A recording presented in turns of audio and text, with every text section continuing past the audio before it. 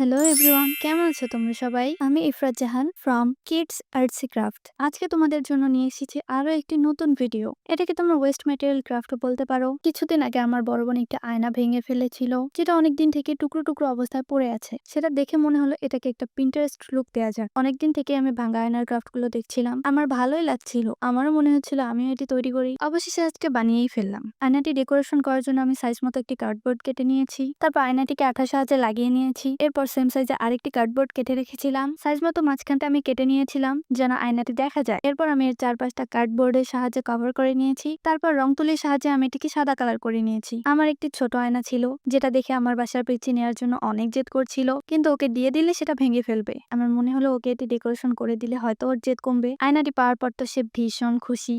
আসলে ওর জেদ কমে গিয়েছে। এরপর এটিকে অ্যাস্থেটিক ভাইব দেওয়ার জন্য আমি চারপাশে লেজ লাগিয়ে নিয়েছি, আমি চারপাশে পুঁতি লাগিয়ে নিয়েছি। আয়নাটা ফাঁকা ফাঁকা লাগছিল, এজন্য আমি ফুলগুলো সুন্দরভাবে লাগিয়ে নিয়েছি। এরপর তোমরাই দেখো এটা ফাইনাল লুক। টিকটক থেকে দেখে থাকলে আমার ইউটিউব চ্যানেলটি অবশ্যই সাবস্ক্রাইব করবে এবং আমার আইডিটি ফলো করে দিবে।